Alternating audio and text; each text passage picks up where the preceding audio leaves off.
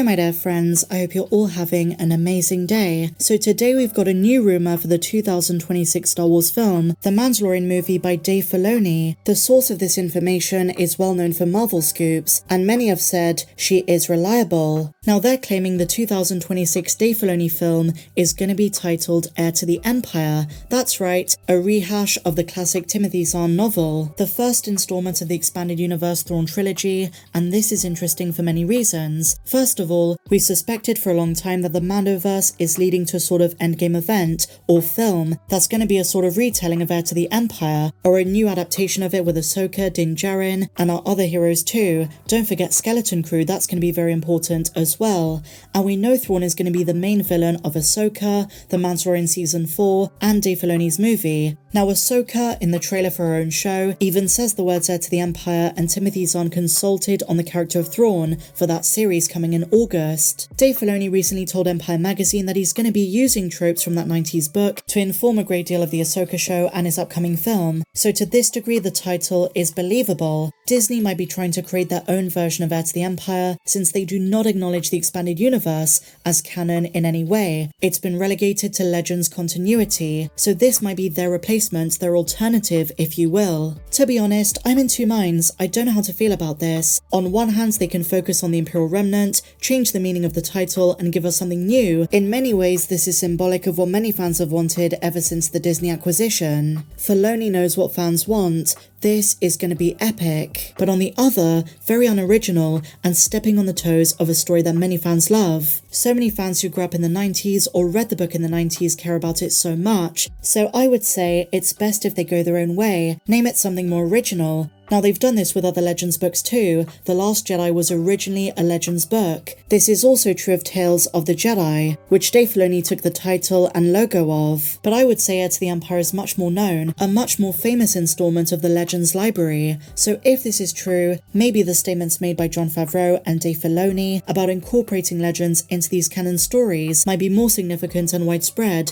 than we once thought. Maybe they really are drawing parallels and lifting story tropes from those books, just with these new characters. Ahsoka and Ezra Bridger might be the Force users offered up as a promise by Thrawn, in the same way that Luke and Leia were offered up to Sabaoth on Wayland in Heir to the Empire. It could be a similar situation, and in this way, the Sabaoth of this story could be Baylan and Shin combined. They could play that role. Their motives as former Jedi, with orange lightsabers not red, might be more complicated and intricate than what we see in the trailers. This is something Dave Filoni teased. There is a reason they have orange lightsabers and not red.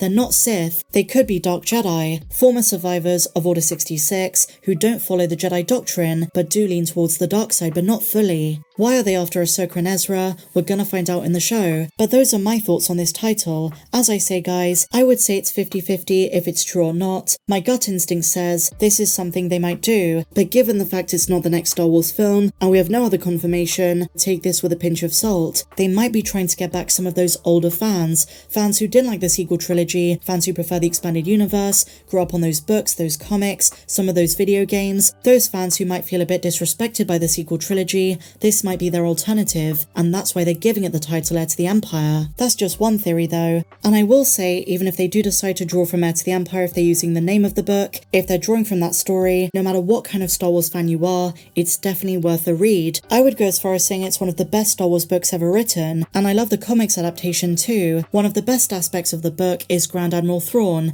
and some fans feel as though his portrayal in Star Wars Rebels was not consistent with that of him in the trilogy. They are very similar. I think Rebels just shows us a very different kind of Thrawn. He's a brilliant military strategist, and I've said this before, but he's fascinating because he's not your typical Star Wars villain. He's not a Sith, he doesn't use a lightsaber, he doesn't have the Force, he is calm, analytically minded, a leader who uses intelligence and knowledge to outmaneuver his enemies. He is so well written and compelling you can understand why he's become such a fan favourite, and I remember back in 2020 when Ahsoka name dropped him in The Mandalorian Season 2, the fandom lost its collective mind. I was one of them. And in so many ways the original Zahn trilogy captures the feeling of the original Star Wars films so well, it just feels like a rightful continuation. And I think with the budget of the Dave Filoni film, we will definitely see more of Luke, in the same way he was used in the Book of Boba Fett and The Mandalorian Season 2, the deepfake algorithm. Maybe this this is the chance to get Luke's character right. For many fans, the Mandalorian Season 2 finale was a great hope of seeing post-Return of the Jedi Luke as himself, and not as a hermit. But since Grogu left Luke very soon, the hope of seeing him again in The Mandalorian Season 3 was basically non-existent, and he didn't show up. There's a good chance he appears in the Ahsoka show, but I would say if there's one place we should see him, it's in the Heir to the Empire movie,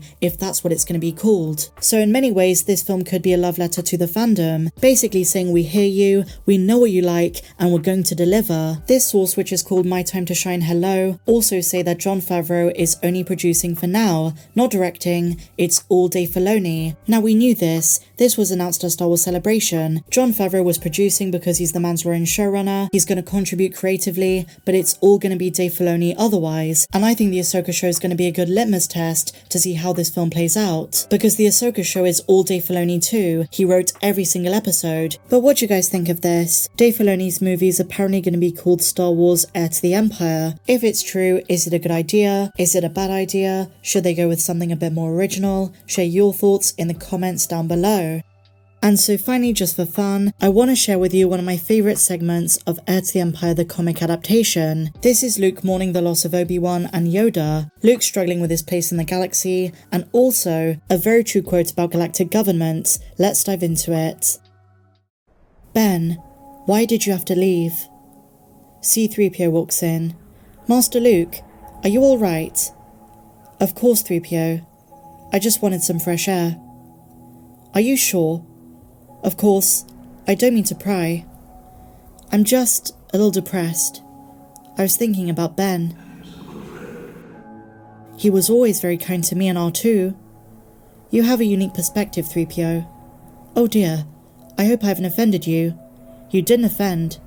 In fact, you just delivered Ben's last lesson to me. I beg your pardon.